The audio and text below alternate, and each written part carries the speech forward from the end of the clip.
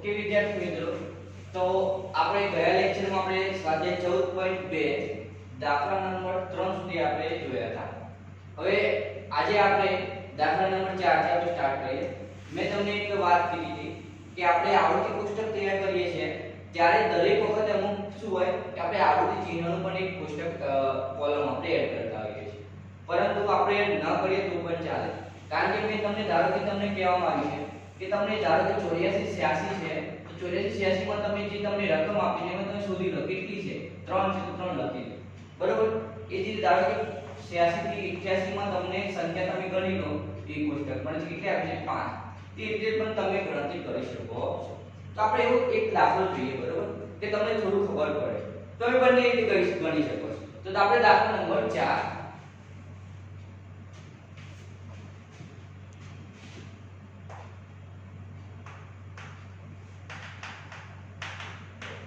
14.2 દાખલા નંબર 4 તમને કહેવામાં આવી છે કે 50 વિદ્યાર્થીઓ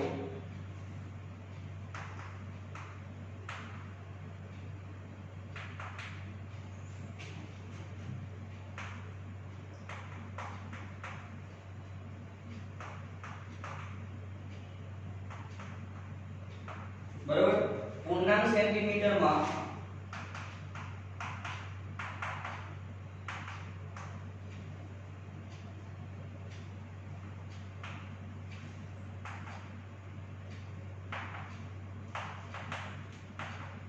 વિદ્યાર્થીઓની ઊંચાઈ. બરોબર. આપણે પૂર્ણાંકમાં આપેલી છે, બરોબર. અપૂર્ણાંક એટલે કે 155.2 પણ હોય છે, પણ એ પૂર્ણાંક બધી આપેલી છે. હવે તમને સેન્ટીમીટર એકમ ઊંચાઈ આપેલી છે અને તમને કહેવામાં આવ્યું છે કે આ પ્રમાણે એકમ વર્ગ લંબાઈ બનાવો. ઉપયુક્ત માહિતીને 160 થી 65 165 થી 70 એ પ્રમાણે તમે વર્ગીકૃત આવૃત્તિ કોષ્ટક તૈયાર કરવાનું છે. તો આપણે તૈયાર કરીએ 160 થી 65 160 થી 165. હવે તમને એકમ જોવાનું કે મોટા મોટી માહિતી તમને એકમ આપણે પુસ્તક તમે જુઓ તો તમને મોટા મોટી માહિતી તમને 170 ઉપર દેખાય છે, એટલે આપણે 75 સુધી બનાવી દઈએ. 165 થી 170 170 થી 175 અને 175 થી 180. આપણે આટલું આપણે બનાવી દઈએ. અહીં પણ આપણે આપી દઈએ વિદ્યાર્થીઓની સંખ્યા. બરોબર. અહીં તમે જો આવૃત્તિ ચિહ્ન આપણે તૈયાર કર્યું નથી. એવા કેટલા 50 વિદ્યાર્થીને આપણે એકમ બનાવી દઈએ. તો જો પહેલું છે આપણું 161. હવે તમારે એકમ આવૃત્તિ ચિહ્ન નથી માટે તમારે એવી તમે ગણતરી કરી લો 160 થી 165 કે તમારે 160 થી 165 ની વચ્ચે આવે. 165 ના આવે પણ 164 સુધી આવે. તો તમે જો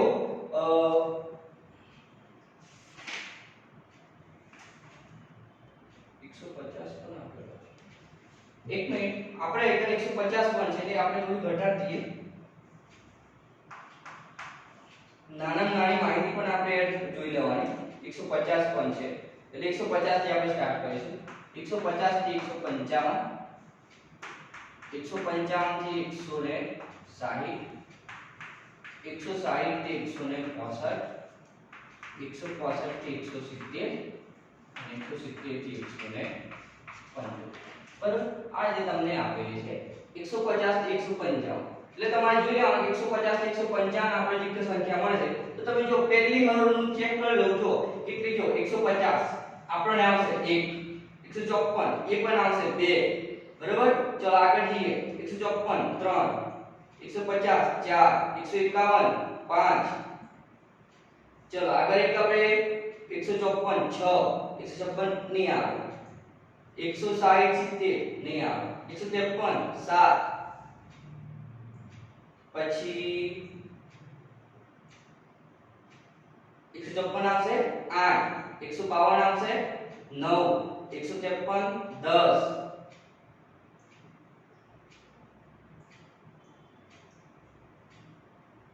11 અને 12. બરોબર. તો આપણે કેટલી મળી 150 થી 155 વચ્ચે આપણે 12. હવે 155 થી 160 ની વચ્ચે શોધીએ તો પહેલી હરોળ જુઓ કે તમને 160 એટલે કે 155 પણ આવે અને 160 એટલે 159 સુધી આપણે ગણવાની છે. તો જો 150 ના આવે, 154 ના આવે, 162 ના આવે, 161 ના આવે, 154 પણ ના આવે, 162 પણ ના આવે, બરોબર, 171 ના આવે, હા 158 આવે, 155 વત્તાથી 158 આવે 1, 156 આવે 2, બરોબર. ચલો એ જ રીતે આગળ જઈએ. 156 છે ફરીથી 3.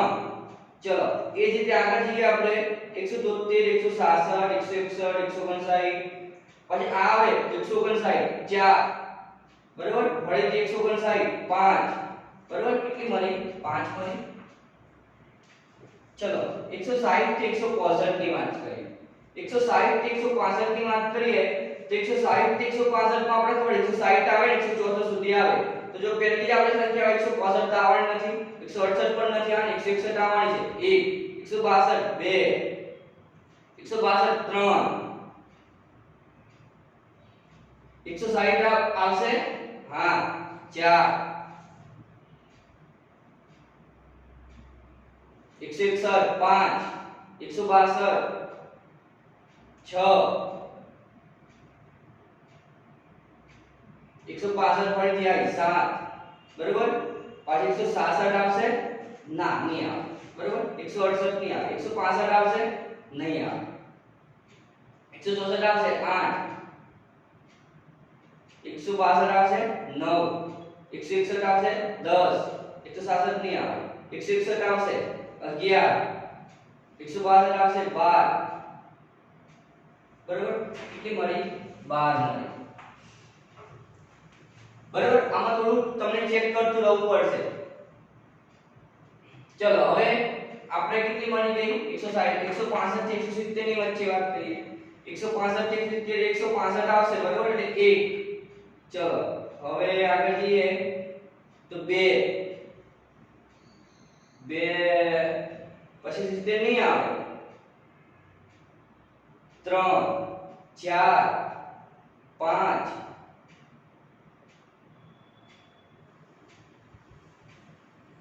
5 ને 6, 166 આવે ને, 167 પણ આવે, 7, કેટલી આવી 7 આવી.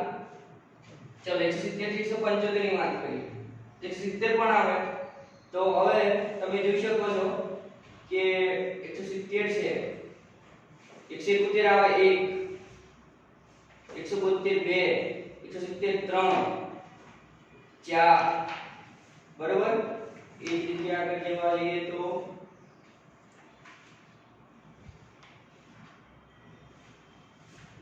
5,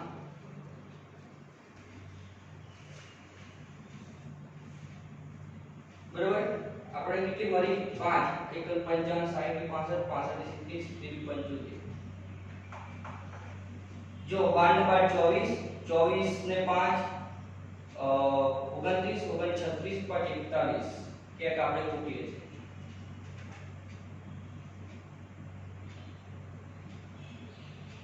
એક મિનિટ ચેક કરી લો.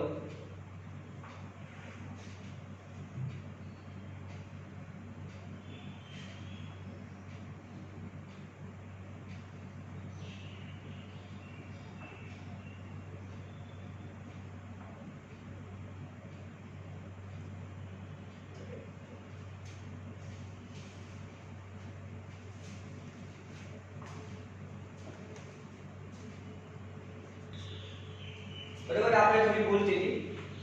155 સાઈડ આપણે 9 આવે છે, 1 14 આવે, 10 આવે અને 5 આવે. હવે તમે સરળ કરો 12 9 14 10 અને 5 કેટલી મળશે આપણે 50 મળશે. એટલે આપણે વિદ્યાર્થી સંખ્યા કેટલી મળી 50 મળી. તમારે આઈકન એટલું યાદ રાખજો, તમારે જે આઈકન પોસ્ટ પણ આખે રાઉન્ડ કરતું જવાનું. આઈકન મને શું થાય છે, કારણ કે હું આઈકન થી ડાયરેક્ટ ચોકડીનું ચેક કરવા જાઉં છું એટલે મને અમુક સંખ્યા રહી જાય છે. બેટર એ છે કે તમે આવડી ચિહ્નથી ચેક કરતા રહો, બરોબર.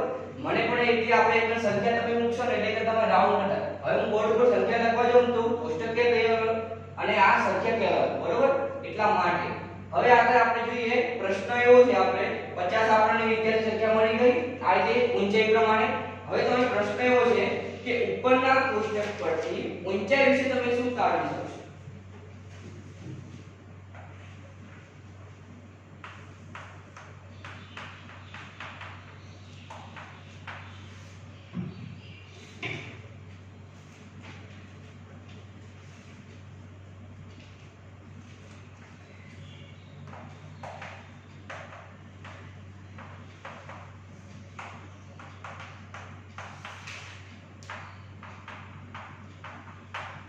બરોબર પ્રશ્નાનો છે કે ઉપરના જે આ કોષ્ટક પરથી તમે ઊંચાઈ શું તાળી શકશો? તમે જોઈ શકો કે ઊંચાઈ આપણને એકને 150 થી 55 150 60 160 165 આજે તમને ઊંચાઈ આપી છે. તો તમે ટોટલ કેટલા છે? 50 છે બરોબર. હવે 50 છે એટલે તમે જુઓ આ 10 છે, આ 15 અને 15 ને 14 કેટલા થાય? 29 થાય ને? તો તમે જુઓ કે આટલા જે બાળકો છે એટલે મારે તો 165 થી વધારે એટલે કે 165 સેન્ટીમીટર 160 સેન્ટીમીટર કરતા પણ 50% બાળકોથી વધારે 160 સેન્ટીમીટર ઊંચાઈ વધારે ધરાવે છે બરોબર. આપણને ખબર છે ટોટલ બાળકો કેટલા છે? 50, પણ આટલી સંખ્યામાં જ આપણને કેટલા મળે છે? 29 મળે છે. 25 એટલે 50% કહેવાય, પણ 50% થી પણ વધારે 160 સેન્ટીમીટર 160 થી 165 સેન્ટીમીટર કરતા વધારે ઊંચાઈ ધરાવે છે. આ કોષ્ટકના આધારે આપણે એવું તારણ કાઢી શકીએ. હવે દાખલા નંબર આગળ જઈએ. આપણે આગળ દાખલા નંબર છે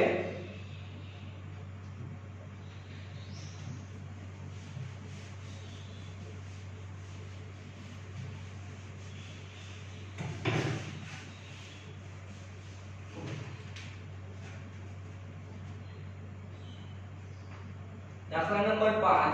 તમને એવું આવે કે કોઈ શહેરના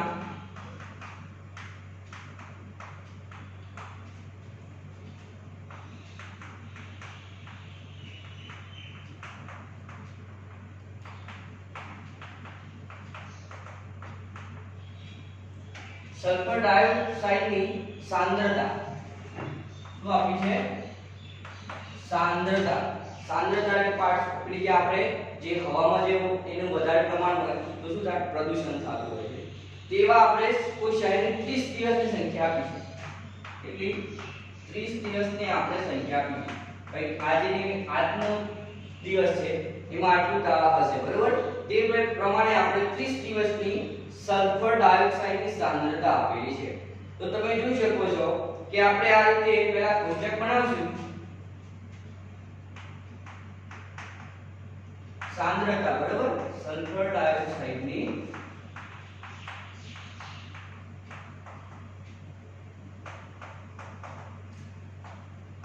સાંદ્રતા એ આપણને અને આપણે આવૃત્તિ ચિહ્ન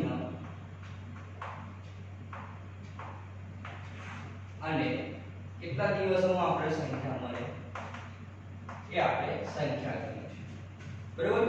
કે 30 દિવસોમાં કેટલી સંખ્યા આપણને તો સલ્ફર ડાયોક્સાઇડની સાંદ્રતા આપણે કોષ્ટક કીધું છે કે આ પ્રમાણે તમે બનાવો 0.0.04 ઓકે 0.04 થી 0.08 એ રીતે આપણને બનાવવામાં કહેવામાં આવ્યું છે. એ જ રીતે આપણે વાત કરી 0.08 થી 0.12 0.12 થી 0.16 અને 0.16 થી 0.20 આ પ્રમાણે આપણે સાંદ્રતા બનાવવાની રહેશે. હવે આપણે આ જે સાંદ્રતા બનાવવાની હવે કોષ્ટક આપણે બનાવી દીધું. હવે તમે જોઈ શકો છો કે આપણે આગળ કરીએ પ્રમાણે પહેલું છે આપણે હવે આપણે આ પ્રમાણે જઈશું બરાબર. તો પહેલા આપણે વાત કરીએ 0.03. હવે 0.03 કોની વચ્ચે આવે? 0.04 ની વચ્ચે. 0.16 અહીં આવશે બરાબર. ચલો બીજે 0.11 કોની વચ્ચે? 0.8 થી 0.12 ની વચ્ચે. ચલો 0.08 ચલો 0.11 એ પણ અહીં આવશે. ચલો બીજી આપણે જઈએ 0.08 એટલે અહીં આવશે. ચલો 0.05 એટલે 0.04 થી 0.08 ની વચ્ચે આવશે. 0.08 ફરીથી એટલે કે આવશે અહીં આવશે. ચલો 0.01 એટલે અહીં આવશે. 0.07 હવે 0.07 કે આવશે 4 ની અને 8 ની વચ્ચે. ફરીથી આપણે કોલમ પર જઈએ 0.08 એ ક્યાં આવશે? અહીંયા આવશે. ચલો 0.02 પછી આપણે 0.12 0.12 એટલે આપણે ક્યાં આવશે? અહીંયા આવશે. 0.10 0.05 0.05 चलो 0.09 0.09 चलो 0.06 એટલે 4 અને 6 ની વચ્ચે 0.13 12 અને 16 ની વચ્ચે ચલો 0.06 એટલે 0.04 ની અને 0.08 ની વચ્ચે ચલો 0.07 આપણે ક્યાં મળશે? બરાબર. ચલો આગળ 0.04 0.04 ચલો આગળ 0.18 16 અને 0.22 હજી બરાબર છે 0.22 છે બરાબર. એટલે આપણે અહીંયા મળશે એક આપણે વર્ગ લંબાઈ એડ કરવી પડશે. તો 0.09 0.09 હવે 0.09 આપણને અહીંયા મળશે 0.01 એટલે અહીંયા મળશે આપણને લાસ્ટ 0.17 ચલો 0.20 0.20 આપણને અહીંયા મળશે ચલો 0.07 0.18 આપણે કેમ મળશે ચલો લાસ્ટ 0.04 એટલે આપણે હવે આપણે સંખ્યા ગણી લઈએ. આ કેટલી છે 4 5 ને 4 9 આ કેટલી છે 5 ને 4 9 2 4 1 અને 1 સંખ્યા ગણો 4 9 13 13 9 8 21 23 ને 4 4 9 9 18 4 22 24 ને 26 28 क्या भूल થાય છે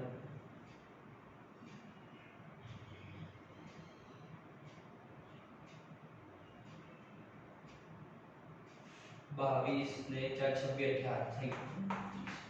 તો આ પ્રમાણે આપણે સલ્ફર ડાયોક્સાઇડની સાંદ્રતા આપણને મળી. હવે આપણે નીચે પ્રશ્ન છે કેટલા દિવસ સલ્ફર ડાયોક્સાઇડની સાંદ્રતા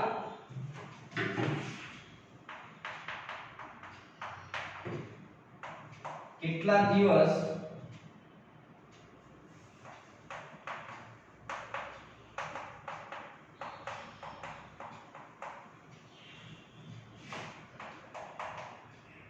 सांद्रता 0.11 ppm કરતા વધુ છે બરાબર. ppm એટલે આપણે પાર્ટ્સ પર મિલિયન એટલે એકમ છે સાંદ્રતા માપવાનું. હવે તો આપણે 0.11 કરતા વધુ હશે. હવે 0.11 તમે જોઈ શકો કે 0.11 કરતા આપણને એકમ આના કરતા વધારે એટલે સ્વાભાવિક છે કે આના કરતા આપણે વધારે કે આટલાથી આપણને મળે આટલા દિવસ આપણને મળે. તો જો 4 નું 2 6 7 અને 8 કેટલા દિવસ આપણે વધારે મળશે 8 દિવસથી આપણે વધારે મળશે બરોબર. તો આ રીતે આપણે ગણતરી કરવાની રહેશે. 0.11 એટલે 12 થી આપણે આટલી ગણતરી થાય બરોબર. એટલે 8 દિવસથી આપણને અને આ રીતે માહિતી આપણે સલ્ફર ડાયોક્સાઇડ સાંદ્રતા વધુ મળશે. હવે તમને એક આપણે વાત કરીએ કે આગળના જે એક્ઝામ્પલ છે એ આપણે શું છે કટ ઓફ થયેલા છે કે આપણે કેન્સલ થયેલા છે બરોબર. તો આપણે જે આટલા એક્ઝામ્પલ છે એ 14.2 સુધી આપણે રાખવાના છે. હવે એક અગત્યની સૂચના આપું તમને કે હું અહીં જે એક્ઝામ્પલ લખું છે એ તમારે હોમવર્કમાં કરવાના રહેશે. ઓકે. તો ગણિત હોમવર્ક આપણે કરવાનું છે એવી રીતના જ એક્ઝામ્પલ છે. તો એટલે હું બોર્ડ પર એક્ઝામ્પલ લખું છું એ તમારે નોટબુકમાં ઉતારીને એના એક્ઝામ્પલની ગણતરી કરવાની રહેશે. તો હું આપણે નોટબુક પર બોર્ડ ઉપર એકને આપણે લખું છું.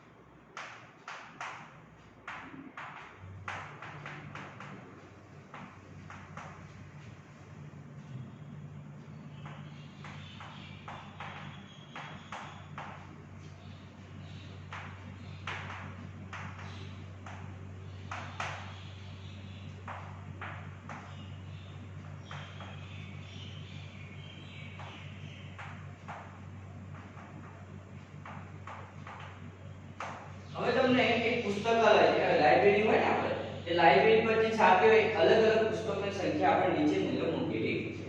તો એ સંખ્યા લખું છું, બરોબર? ધ્યાનથી જો લખજો.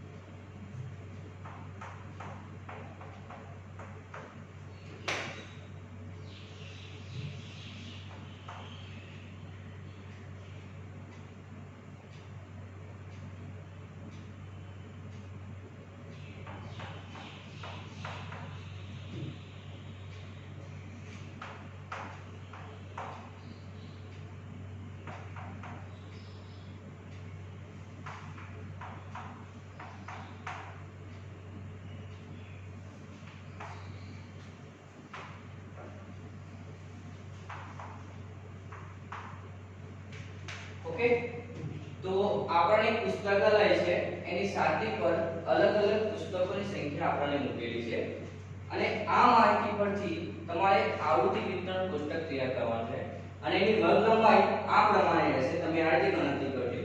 તો 18 થી 22, બરોબર, 22 થી 26 આ પ્રમાણે આપણે વર્ગો કરવાના અને આના પરથી આપણે માહિતી તૈયાર કરવાની રહેશે.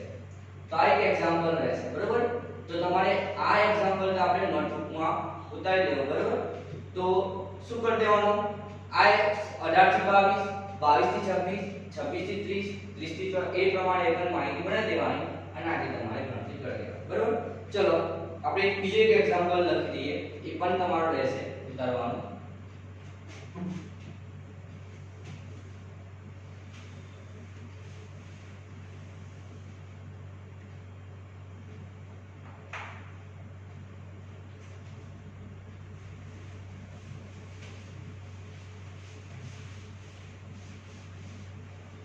હવે વિડિયોને સ્ટોપ કરીને લખી દેવાનું, બરોબર? એક્ઝામ્પલ 2.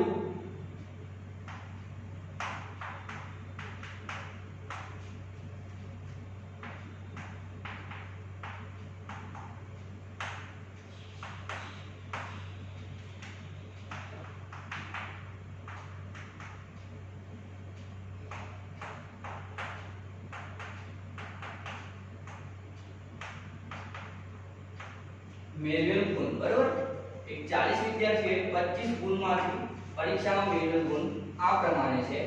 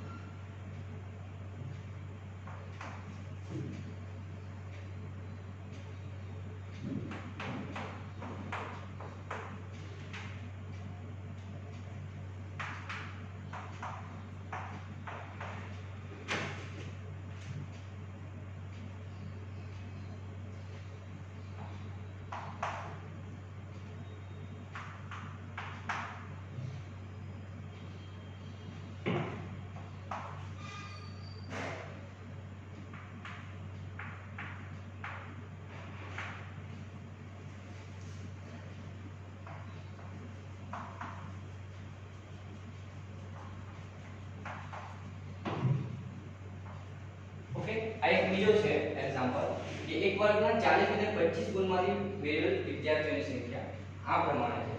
તો આની પર તમારે આવૃત્તિ વિતરણ કોષ્ટક આ પ્રમાણે તૈયાર કરવાના છે. એના માહિતી પરથી વર્ગ આપણને આ પ્રમાણે આપેલા છે.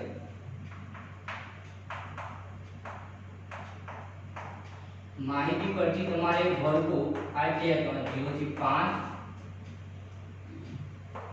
5 થી 10 બરોબર આ રીતે તૈયાર કરવાના રહેશે આ રીતે 0 થી 5 5 થી 10 એ રીતે આવું વિતરણ કોષ્ટક આપણે તૈયાર કરવાના રહેશે ઓકે તો આપણે તમારે હોમવર્કમાં બે એક્ઝામ્પલ રાખીશું એ બે એક્ઝામ્પલ તમારે ગણતરી કરવાના રહેશે ઓકે